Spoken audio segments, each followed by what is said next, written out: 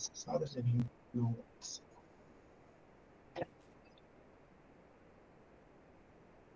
परम पावन बोधिसत्व डॉक्टर बाबा साहेब भीमराव रामजी आम्बेडकर, परम निरात्मा तथागत सम्मा संबुद्ध और इस बहुजन समाज रूपी महासागर में जन्मे उन समस्त महानायकों और महानायिकाओं को दिल की गहराइयों से नमन करता हूँ, जिनके संघर्षों के कारण, जिनके आदर्शों के कारण, जिनकी प्रेरणाओं के कारण और जिनके मार्गदर्शन के कारण हम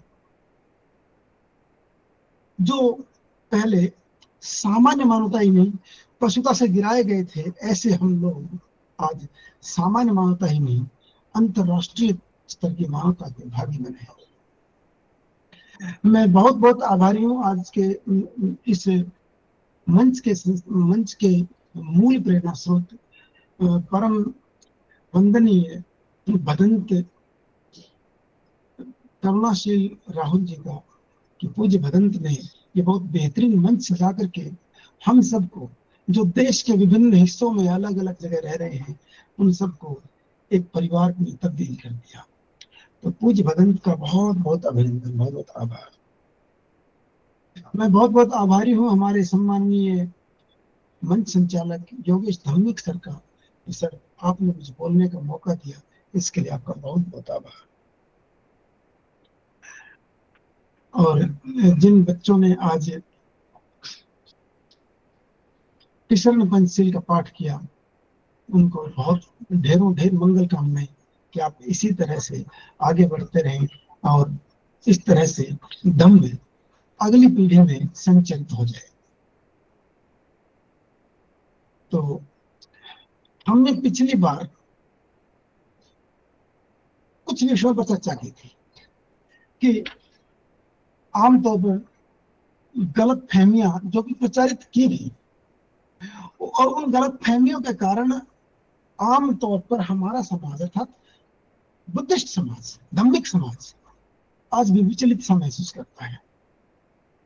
तो उन्हीं विषयों को लेकर के हमने पिछली बार चर्चा की थी, जब हमने देखा था कि किस तरह से बुद्ध धर्म किसी धर्म का सुधार आंदोलन नहीं है, बल्कि ये एक स्वतंत्र धर्म है। किसी धर्म की समस्याओं को सुलझाना इस धर्म का उद्देश्य नहीं था, बल्कि इसका उद्देश्य शुद्ध तौर पर मानव मात्र की समस्या, जीव मात्र की समस्या का समाधान करना, ये इसका लक्ष्य रहा है और आज भी है। फिर हमने देखा कि बहुत सारी इस तरह की नॉनसेंस बातें भी फैलाई गई थी कि बुद्ध धर्म एक नकारात्मक धर्म है, और हमने इस पर चिंतन करके पाया कि ना, ये सरासर झूठ है। बुद्ध धर्म बहुत बेहद सकारात्मक धर्म है और हमने इसके विभिन्न पहलुओं पर विस्तार से चर्चा की थी। आज हम एक और अंधविश्वास पर चर्चा करेंगे, और वो अंधविश्वास या भ्रांत धारणा यह है कि बहुत बड़ा समूह है जिसने प्रचारित किया कि बुद्ध धर्म का जो क्रमशः क्रमिक विकास हुआ, उस क्रमिक विकास में खास तौर पर महायान के बारे में ये दुष्प्रचार किया गया कि महायान तो ब्राह्मणों की देन है। मतलब अगर आप बुद्धिस्ट बन गए तो भी ऊपर तो हम ही रहेंगे, लीडर तो हम ही रहेंगे। तो इसके लिए एक पृष्ठभूमि तैयार की गई। क्या पृष्ठभूमि तैयार की गई? कि देखो, महायान की भाषा संस्कृत है, देखो महायानी तंत्र मंत्र को मानते हैं। महापंडित राहुल सांकृत्यायन जी ने यहां तक लिख दिया कि महायान ने तंत्र मंत्र के द्वारा, मंत्र और मूर्ति पूजा के द्वारा निर्वाण को सुगम बना दिया है। और इस तरह की बकवास बातों के चलते आम हिंदी पाठक ने मान लिया कि ऐसा ही है। कारण यह था कि महायान के अधिकतम ग्रंथों का अनुवाद अब तक नहीं हुआ है। दूसरी बात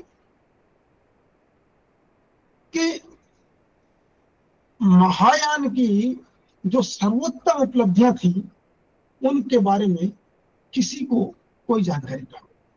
हिंदी भाषा में हिंदी भाषा में इस तरह की सूचनाएं न होने के कारण यह भ्रांत धारणा बहुत ही ज्यादा दृढ़ हो गई, मजबूत हो गई। क्योंकि हिंदी जगत में जो साहित्य में उपलब्ध है था बुद्धिज्म को लेकर के, तो वो महापंडित राहुल सांकृत्यायन जी का साहित्य है। इधर दूसरी तरफ हम पाते हैं कि एक विद्वान हो गए हैं पंडित बलदेव उपाध्याय, तो उनकी किताब बौद्ध धर्म मीमांसा, या फिर किसी मतलब कुछ आग्रही धार्मिक लोगों के द्वारा अपने अपने धर्म के आग्रह के आधार पर बुद्ध धर्म पर कमेंट किए गए। तो ऐसे में ही महायान के बारे में भी यह मान लिया गया कि महायान बुरा है, और इसके परिणाम स्वरूप हमारा अपना समुदाय, हमारा अपना समाज, जो वास्तव में जाति के खिलाफ बुद्ध धर्म में आया था, महायान का विरोधी हो गया। जबकि महायान की इसमें कोई गलती नहीं है, महायान की इसमें कोई गलती नहीं है, लेकिन महायान इसके लिए काम का बदनाम कर दिया गया। तो आज हम इस चीज की परत दर परत समीक्षा करेंगे कि क्या वास्तव में ऐसा है, क्या वास्तव में महायान बुद्ध विरोधी है, क्या वास्तव में महायान ब्राह्मणों की देन है, क्या वास्तव में महायान तंत्र मंत्र को बहुत मानता है, क्या वास्तव में महायान मूर्ति पूजा को सर्वोच्च मानता है। आज हम इन्हीं चीजों पर बात करेंगे। पहली बात, हमारे इन लोगों में से कईयों ने तो यहां तक प्रचार कर दिया कि बाबा साहब अम्बेडकर महायान को नहीं मानते थे। अजीब बात है कि बाबा साहब आम्बेडकर ने, जब उनसे पूछा गया कि आप महायान में जा रहे हैं हीनयान में, तो उन्होंने मुस्कुराते हुए कहा था, ना मैं हीनयान में जा रहा हूं, ना महायान में, मैं तो बुद्धयान में जा रहा हूं। ठीक है, लेकिन आज हमारे लोग ये मान बैठे, और कारण कुछ नहीं, सिर्फ एक कारण है, और वो है कि हिंदी जगत में हमारे पास बुद्ध धर्म के बारे में सही सूचनाएं देने वाला साहित्य नहीं था। बस कि कोई आदमी जानकारी लेगा तो कहीं से तो लेगा, और बुद्ध धर्म के बारे में अगर हिंदी में साहित्य उपलब्ध नहीं है तो हिंदी पाठक क्या करे। तो ये जो बातें हैं, अब हम इनकी क्रमशः एक एक करके समीक्षा करते हैं। तो सबसे पहले मैं उस बात का जवाब देना जरूरी समझता हूं जो बात हमारे लोगों की करनी थी। सबसे पहली काम की कौन सी, क्या वास्तव में बाबा साहब आम्बेडकर महायान के विरोधी थे? और ये आश्चर्यजनक बात है कि बाबा साहब आम्बेडकर महायान के विरोधी नहीं थे। पहली बात, उन्होंने एक बहुत ही प्यारी किताब लिखी, द बुद्ध एंड हिज धम्म, बुद्ध और उनका धम्म है।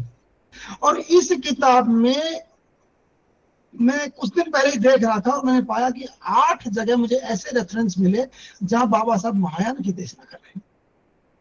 वो कौन से? सबसे पहले हम देखते हैं कि बुद्ध और उनका धम्म किताब का जो पहला खंड है, जिसका नाम है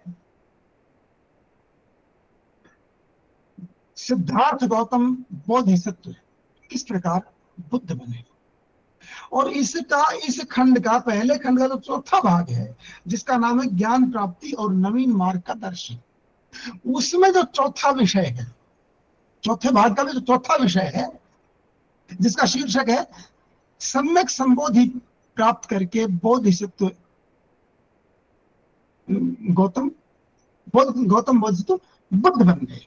और इसमें बाबा साहब ने 10 पारमिताओं की चर्चा की है, 10 भूमियों की चर्चा की है। ये जो 10 भूमियां हैं, ये जो 10 भूमियां हैं, मूल रूप में 10 भूमियां थेरवाद के किसी ग्रंथ में नहीं मिलती।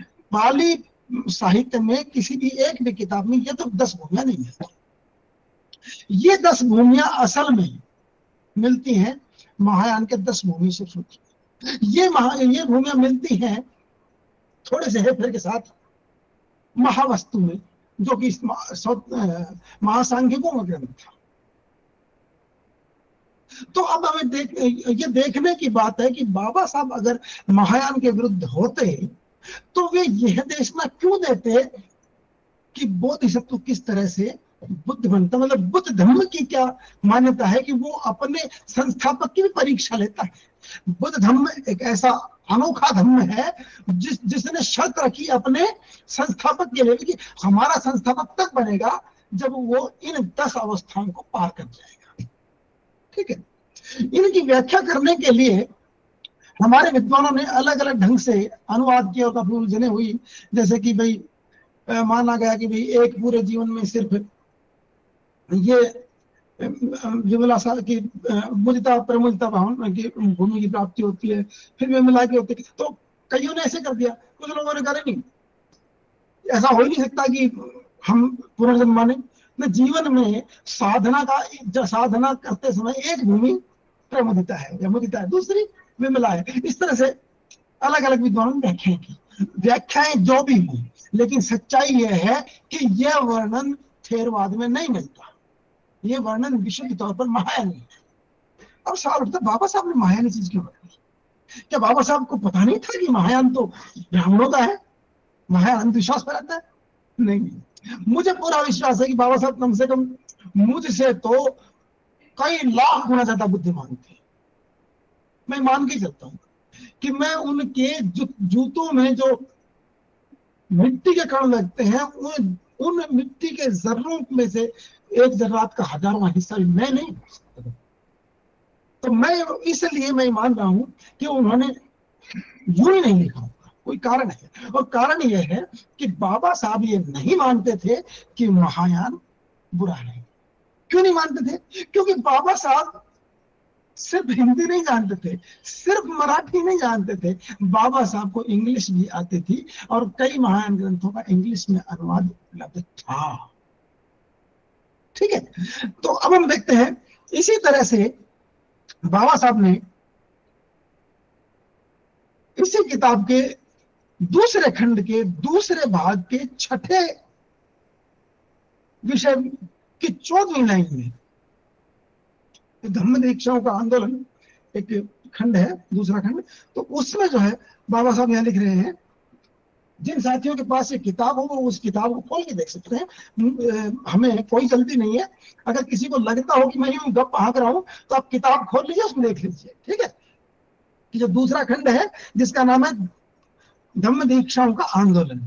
ठीक है, और इसका जो दूसरा भाग है परिव्राजकों की दीक्षा, और इसमें जो 6ठा भाग है धम्म चक्र प्रवर्तन, इसमें जो है बाबा साहब ने जो बताया है, पेज नंबर मेरे पास 102 है, और इसमें बाबा साहब ने साफ तौर पर यह बताया है, कहते हैं कि सभी दूसरी पारमिताएं प्रज्ञा पारमिता की कसौटी पर खरी उतरनी चाहिए। निर्बल बुद्धि का ही दूसरा नाम प्रज्ञा पारमिता है, और यह सिद्धांत महायान का सिद्धांत है। यह सिद्धांत थेरवाद का सिद्धांत नहीं है, यह महायान का सिद्धांत है।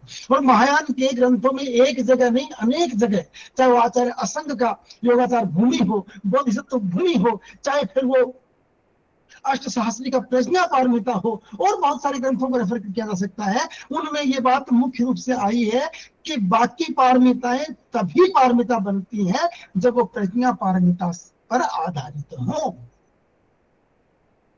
और ये इतनी बड़ी बात बाबा साहब ने क्यों लिखी है उसकी चर्चा मैं आगे बाद में करूंगा।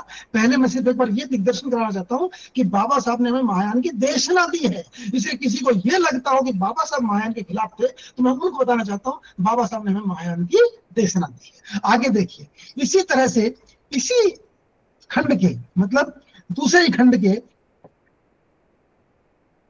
तीसरे भाग में, दूसरे खंड का जो तीसरा भाग है जिसका नाम है, इसका नाम भी धम्म चक्र प्रवर्तन ही है, और इसमें जो पांचवा, सॉरी मैं गलत बोल रहा था, तीसरा भाग जिसमें कि तीसरा भाग जिसका नाम है कुलीनों और धार्मिकों की धम्म दीक्षा, और इसमें जो पांचवा भाग है अनाथ पिंडक की धम्म दीक्षा, इसमें इसकी 11वीं पंक्ति में, इसकी 11वीं पंक्ति में बाबा साहब क्या बताते हैं, देखिए कहते हैं कि यह सारा संसार प्रकृति समुत्पाद के नियम से बंधा है और जितने भी हेतु हैं वे अचैतसिक नहीं है। जिस सोने से सोने का प्याला निर्मित होता है वह आदि से अंत तक सोना ही सोना होता है। यह सिद्धांत महायान के योगाचार का सिद्धांत है, योगाचार पंथ का सिद्धांत है। और बाबा साहब ने इसको जानबूझ के यहाँ रखा। उसका कारण मैं संक्षेप में बता सकता हूँ कि वो ये है कि बाबा साहब का यह मानना था कि उनके अनुयायियों के अंदर जो हीन भावना आई जाति पाति के कारण, वो उसका मुख्य कारण है उनकी मानसिकता। और उनके अगर इस मानसिकता को बदल दिया जाए तो सब कुछ बदल जाएगा। इसलिए बाबा साहब के इस बात पर जोर दे रहे हैं कि जो कुछ है मन के कारण हो रहा है, बाकी कुछ नहीं है। मूल रूप में ये आचार्य असंग की देशना है, महायान के महान दार्शनिक आचार्य असंग की देशना है, लेकिन बाबा साहब ने इसको यहाँ जगह दी। उसका कारण है, और कारण क्या है? वे चाहते हैं कि हम लोग इस चीज को समझें कि मुख्य रूप से हमारे जीवन में जो कुछ घटित होता है वो किसके कारण घटित हो रहा है? हमारी मानसिकता के कारण है। तो इस चीज को मतलब जो धम्मपदम की पहली दो गाथाएं हैं, मनोपुब्बंगमा धम्मा मनो से मनोमया मनसा से पदुत्थे ने भासती आदि आदि, उनमें जो बात बताई गई है वो की वो बात, उस चीज का विस्तार के साथ वर्णन मिलता नहीं तो वो मिलता है आचार्य असंग के दर्शन में। तो ये जो आचार्य असंग का दर्शन है उसको हम सब ध्यान रख रहे हैं, क्योंकि धम्मपद में सिर्फ संक्षेप में बता दिया गया है, लेकिन ये जो सिद्धांत है कि सोना आदि से अंत तक सोना ही होता है, सोने का गहना सोना ही है, ये इस तरह से जो व्याख्या है विस्तार के साथ, ये जो सब कुछ है वो मन के कारण है, ये सिद्धांत आचार्य असंग के योगाचार धर्म का है। आगे देखते हैं। इसी तरह से बाबा साहब ने इसी तीसरे खंड के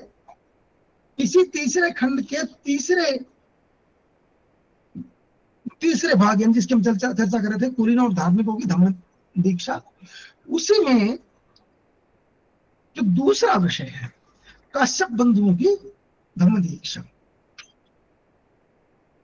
इसमें ये पेज नंबर इस किताब में है 108। तो इस किताब में इस जगह ये बाबा साहब क्या बता रहे हैं, यहां सुभूति और तथागत का संवाद दिया गया है, और सुभूति और तथागत के इस संवाद में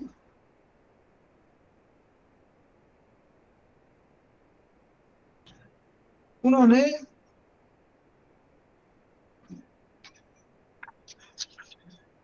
सुभूति और तथागत के इस संवाद में उन्होंने यह बताया है, कहते हैं कि और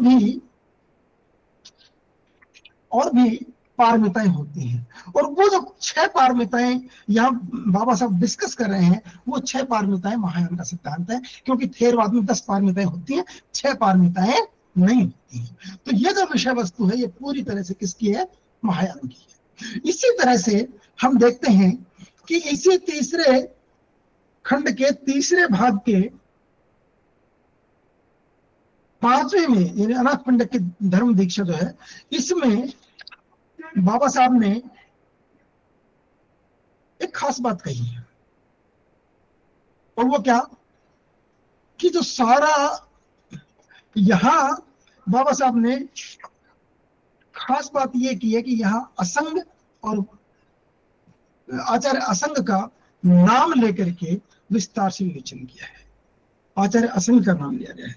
और साथ ही एक और भी खास बात की है बाबा साहब ने, और वो बात क्या है? वो बात ये है कि आचार्य असंग के साथ साथ बाबा साहब ने अनित्यता की जो व्याख्या की है, किसकी? अनित्यता की जो व्याख्या की है, ये व्याख्या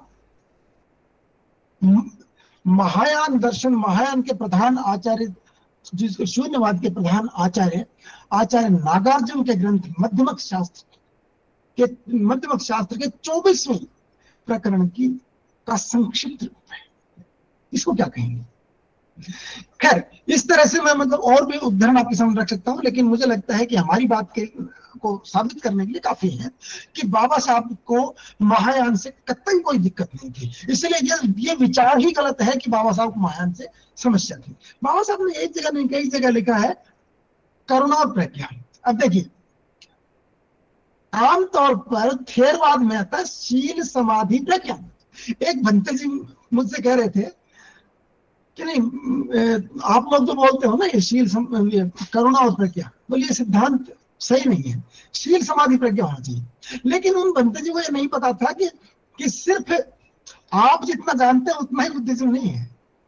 असल में महायान का सिद्धांत है कि व्यक्ति में करुणा और प्रज्ञा ये दोनों मुख्य रूप से होने चाहिए। तो कहने का मतलब कि बार बार बाबा साहब हमें महायान की देशना दे रहे हैं। हालांकि देखिए, मुख्य हमारा आधार तो थेरवाद ही रहेगा। क्यों रहेगा? सबका आधार वही है, महायान का भी आधार वही है। महायान भी थेरवाद से आया है, थेरवाद ना हो तो महायान में आता। तो कहने का मतलब आधार तो वही है, इसलिए बाबा साहब ने आधार उसी को माना। लेकिन महायान से नफरत नहीं है, जिस तरह प्रचार किया गया वो बात बकवास है। महायान से कोई नफरत नहीं बाबा साहब को। अब हम दूसरी बातें करते हैं कि बाबा साहब को महायान से कोई दिक्कत नहीं है, तो फिर अब हम इस पर विचार करते हैं कि महायान क्या वास्तव में ब्राह्मणों का दर्शन है? क्या वास्तव में ब्राह्मणों ने बुद्ध धर्म में घुस करके महायान की देशना दी? ऐसी बात नहीं है। असल में बात यह है कि महायान का उदय तब होता है जब जब जब मौर्य वंश की सरकार तबाह हो जाती है। हमारे महान सम्राट बृहद्रथ मौर्य का मर्डर हो जाता है, असैसिनेशन हो जाता है, और उनके खत्म होने के बाद जो सरकार नहीं बनती है वो बुद्ध धर्म का विरोध कर रही थी। शुंग सरकार ने जो बुद्ध धर्म का विरोध किया उसके कारण बहुत सारे भिक्षु जगह छोड़ के भाग गए, और उस समय बुद्ध धर्म के सिद्धांतों का प्रचार प्रसार करने के लिए साधन नहीं बचा। मैं पूरी बातें वो नहीं कह रहा हूं कि भाई वो मतलब तलवार रह के भाग पड़े थे, आप समझ रहे हैं, वो अलग से दोहराने की जरूरत नहीं है कि पुष्यमित्र शुंग ने क्या किया था। लेकिन मैं बताना चाह रहा हूं कि पुष्यमित्र शुंग की सरकार के कारण हमारे यहाँ भिक्षु नहीं रहे थे। भिक्षु नहीं रहे तो अब धर्म कैसे चले? तो उस समय खास बात यह हुई कि बुद्ध धर्म की जरूरत सरकार को भी पड़ गई, क्योंकि एक बहुत ही सीधी सी बात है, ये वो सरकार थी जो एक जमाने में भारत का विस्तार ईरान तक था, है ना। उस भारत में जब शुंग सरकार गठित हुई तो राजा खारवेल जो उड़ीसा के कलिंग के राजा थे, उन्होंने खुद राजधानी मगध को घेर लिया था। तो ऐसी बुरे हालात में जनता का साथ लेना राजा के लिए अनिवार्य हो गया, और इसलिए राजा ने बुद्ध धर्म के प्रति नरमी। ठीक, अब ये जो अवसर था, ये बुद्ध धर्मियों ने अपने लिए बेहतर जान करके, और जो भी सूचनाएं आम जनता में प्रचलित थी, अब आम जनता में क्या होगा? क्या आम जनता बुद्ध के त्रिपिटक के गहन सूत्र होंगे? बिल्कुल नहीं होंगे। वहां क्या होगा? आम जनता कथा कहानियां याद रखती है। तो उन जातक कथाओं के आधार पर फिर से बुद्ध धर्म को खड़ा करने का प्रयास किया गया आम भारतीय बौद्ध जनता के द्वारा, और इस प्रयास का नाम है महायान। तो यह महायान जो है किसी भी तरह से ब्राह्मणवाद का अंग नहीं है, क्योंकि इसकी उत्पत्ति में ब्राह्मणों का कोई योगदान नहीं है। अब आप कहेंगे कि फिर भाषा के बारे में क्या कहोगे? ठीक है, जिन लोगों को नहीं पता उस भाषा के बारे में, उनकी बात मैं नहीं करूंगा, लेकिन मैं बताना चाहता हूं कि महायान की मूल भाषा संस्कृत नहीं है। आपको ये जानकर अटपटा लगेगा कि महायान की मूल भाषा संस्कृत नहीं थी। महायान का मूल था महायान के सूत्र साहित्य, जिसमें उन सूचनाओं के आधार पर इन लोगों ने कुछ ग्रंथ इकट्ठे तैयार करने शुरू किए। अब दिक्कत ये थी कि उस जमाने में जो सरकार थी वो संस्कृत की पक्षधर थी, और इसलिए अब सरकार से संवाद करने के लिए सरकार की भाषा जरूरी है। यही कारण है कि जब भी जिस देश में जिस भाषा वाली सरकार उठती है, उस भाषा के शब्द उस आम जनता में आ जाया करते हैं। जैसे एक छोटा सा उदाहरण दूंगा, जब भारत में मुगल सत्ता रही है, उससे पहले ले लीजिए हम सुल्तानों की सरकार ले लेते हैं। जब मध्यकालीन भारत में 1206 ईस्वी में दिल्ली में गुलाम वंश स्थापित हुआ, उससे 1206 से लेके और 1857 में जो अंतिम मुगल बादशाह जिनका नाम था बहादुर शाह जफर, तो उन तक ये जो लंबा समय रहा, इस पूरे समय में देश की राजभाषा फारसी थी। तो इसीलिए आप देखेंगे कि इस लंबे दौर में हिंदी में, भारतीय भाषाओं में फारसी के बहुत शब्द आए, बहुत ज्यादा शब्द आए। ऐसे ही इसके बाद 57 के बाद जब भारत का शासन ब्रिटेन की महारानी ने अपने अधीन कर लिया पूरी तरह से, और उसके बाद जब 11 में तो राजधानी भी दिल्ली बन गई, तो उसके बाद क्या हुआ कि जोर शोर से भारत में अंग्रेजी का प्रचार होने के कारण, क्योंकि सरकार की भाषा अंग्रेजी है, इसलिए जनता को संवाद करने के लिए सरकार से, भाई जनता अपनी समस्या किसको बताएगी? सरकार को बताएगी। सरकार को बताने के लिए सरकार की भाषा चाहिए, इसलिए आम जनता अपनी टूटी फूटी भाषा में सरकार की भाषा को मिला करके अपनी बात रखती है। यही प्रथा है, यही परंपरा है, ये होता है, हर देश में यही हुआ है। तो इसी तरह से अब आप कल्पना कीजिए कि हमारे देश की सभी भाषाओं में अंग्रेजी के कितने शब्द आ गए, बहुत सारे शब्द आ गए। आज आप पैदल की हिंदी बता सकते हैं? बड़ा मुश्किल होगा कि, और छोटी चीज है पैदल, ट्रेन है, उसकी हिंदी बता सकते हैं? पैदल को पैदल जिसके आधार पर खींचते साइकिल, खुद साइकिल की हिंदी हम जबरदस्ती करते हैं, वो हमारे पास नहीं। चलो आज इतनी सारी कारें हैं, क्या हर एक कार का हिंदी नाम बता सकते हैं? नहीं बता सकते। वो जिस कंपनी ने जो नाम दे दिया हम वही यूज करते हैं ना, और ज्यादातर नाम अंग्रेजी में। ठीक, यहाँ तक कि हमारे अपने देश की भी कंपनी ने अंग्रेजी के नाम रखे। तो आज जब अंग्रेजी का प्रभाव पड़ा तो हमारे देश की भाषाओं में अंग्रेजी के बहुत सारे शब्द आ गए। ठीक इसी तरह से, बिल्कुल इसी तरह से जब शुंग सरकार आई तो उसके कारण आम जनता की जो प्राकृत भाषा थी उस जमाने में, उस प्राकृत में संस्कृत के शब्द भी आ गए। इसीलिए महायान की जो प्राचीन किताबें हैं उनमें शुद्ध संस्कृत नहीं मिलती, इसीलिए उस भाषा का नाम विद्वानों ने क्या रखा? गाथा संस्कृत। गाथा संस्कृत क्यों रखा? क्योंकि गाथा जो है बौद्धों के जो मुख्य ज्ञेय पद होते थे उनको गाथा कहते थे। जैसे भाई पाली के धम्मपद की ये गाथा संख्या, ये गाथा संख्या, ये गाथा संख्या। धम्मपद की पहली गाथा, मनो कुबंगमा धम्मा मनो से ठा मनोमया मन साचे पदुठेन भासति वा करोति वा ततो नं दुःखमन्वेति चक्कवा वह तो पदंती। तो क्या है ये? गाथा है। तो गाथा संस्कृत मतलब ऐसी संस्कृत जो गाथाओं के कारण बनी है। इसका दूसरा नाम रखा मिश्र संस्कृत। मिश्र मतलब मिली हुई, मिश्र संस्कृत। मिश्रण किस चीज का? प्राकृत और संस्कृत का। संस्कृत शब्द आए लेकिन मुख्य जो भाषा की संरचना है वो प्राकृत की है। इसीलिए आधुनिक जमाने में बदंत धम्मज्योति ने नाम रख दिया इस भाषा का संस्कृताइज्ड प्राकृत। मतलब है तो प्राकृत लेकिन उसका संस्कृतिकरण किया गया कुछ। तो इसलिए जो मूल भाषा है ना महायान की, वो मूल भाषा संस्कृत नहीं है, मूल भाषा प्राकृत है। और उस प्राकृत में धीरे धीरे संस्कृत क्यों आई, उसका मैंने कारण बताया कि राज की जो भाषा होती है समाज को उसको अपनाना पड़ता है। आज भी यही सच है, पहले भी यही सच था और आगे भी सच रहेगा। तो उस भाषा को अपनाना पड़ा एक मजबूरी के कारण, लेकिन मूल रूप में जो जनता की भाषा थी वो प्राकृत थी। इसीलिए संस्कृत के विद्वान जब इस भाषा को पढ़ते तो मजाक उड़ाते हैं इसकी, ये कैसी भाषा है, ये तो किसी तरह संस्कृत नहीं हो सकती। फिर कई लोगों ने श्रेय लेने के ना खराब है तो भी संस्कृत है, नहीं भाई ये संस्कृत है।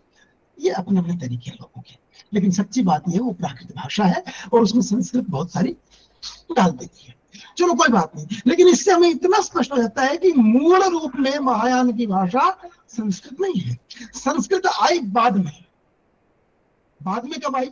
बाद में संस्कृत आई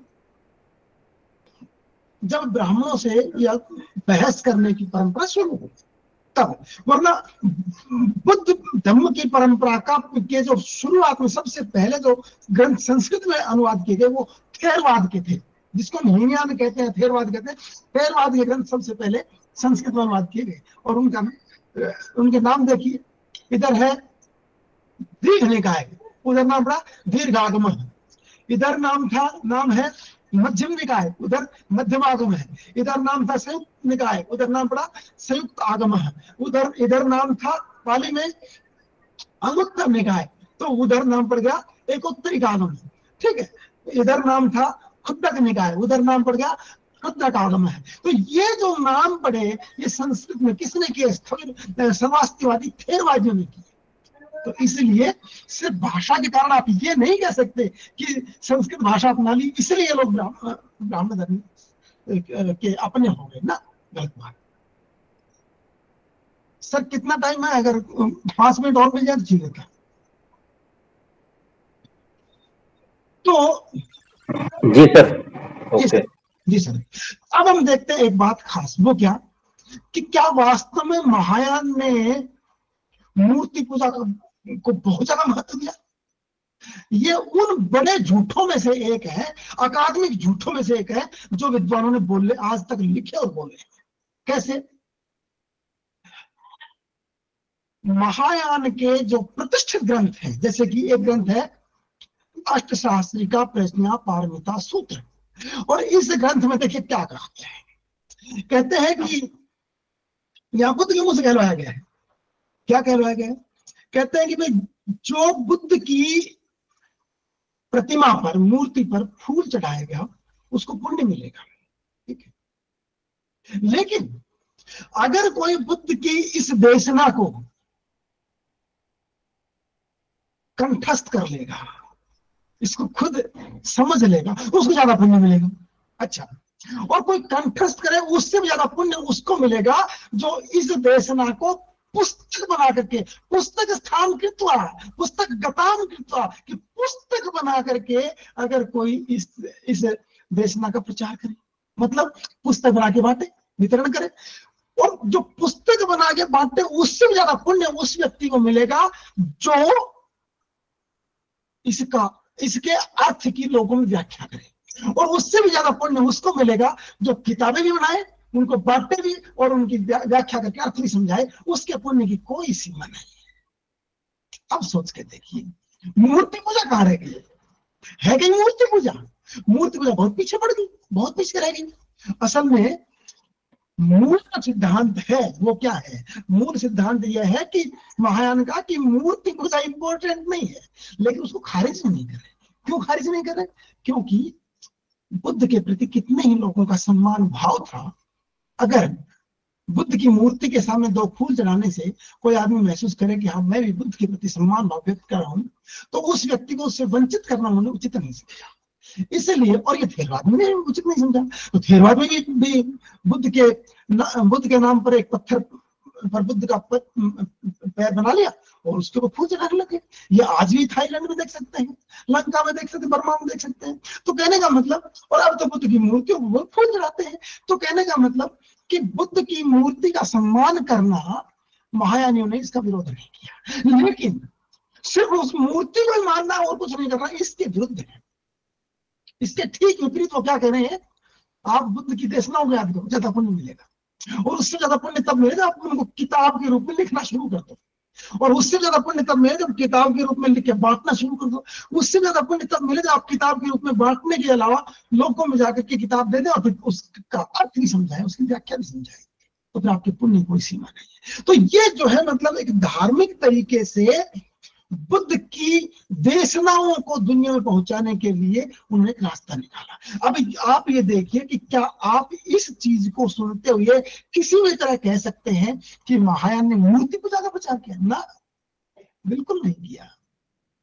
बल्कि थेरवाद के लिए तो रास्ता उतना मुश्किल नहीं था। भाई भारत से आप लंका या बर्मा जाए उसमें उतनी दिक्कत नहीं है। क्यों? सिर्फ समंदर ही है। समंदर में भी तूफान कभी कभार आते हैं इसमें हिंद महासागर में, लेकिन बंगाल खाड़ी में कभी बार आते हैं, लेकिन आप हिमालय को पार करके जाइए तब पता चलेगा। आप इधर से अफगानिस्तान होते हुए और उस तरह से कजाकिस्तान, तुर्कमेनिस्तान और पाकिस्तान, चाइनीज तुर्कमेनिस्तान होते हुए चीन में घुसे, भयानक ठंड पड़ती है, तब पता चलेगा। और सूखा एकदम ठंडा मरुस्थल, दो भयानक चीजें, उसको पार कीजिए तब पता चलेगा। तो कहने का मतलब कि महायान के आचार्यों ने इस तरह से जा करके तो धम्म का प्रचार किया ना, उसकी मूल प्रेरणा यहीं से है कि आपको ज्यादा पुण्य तब मिलेगा जब आप बुद्ध के सिद्धांतों का, बुद्ध की देशनाओं का प्रचार करें, बुद्ध की देशनाओं को लोगों को समझाएं, तब आपको ज्यादा पुण्य मिलेगा। अब सोच के देखिए। तो वक्त ज्यादा हो गया है, तो मुझे लगता है, हालांकि ये बात पूरी नहीं हुई है, कल हम इसको जारी रखेंगे इस बात को, लेकिन ये बात ध्यान देने की है कि महायान के बारे में जो प्रचार किया गया अब तक वो सब गलत था। तो आप सब लोगों ने, सब धम्म शक्तियों ने पूरे मन से, बहुत प्यार से इस धम्म चर्चा में भाग लिया, इसको पूरे मन से सुना, इसके लिए मैं दिल की गहराइयों से आपका आभारी हूँ। इस पूरी चर्चा के दौरान अगर मेरे मुंह से कोई गलत बात निकल गई हो तो प्लीज आप बताइएगा, सुधारेंगे, आगे बढ़ेंगे, माफ मत कीजिएगा, बताइएगा। और इसके साथ ही आप सबके हृदय में परम पावन बोधिसत्व डॉक्टर बाबा साहब आम्बेडकर और परम निरात्मा तथागत संबुद्ध के प्रति जो सम्मान का भाव है, उसी सम्मान के भाव को नमन करते हुए मैं अपनी वाणी को यही विराम देता हूँ। सादर जय भीम, नमो बुद्धस्स।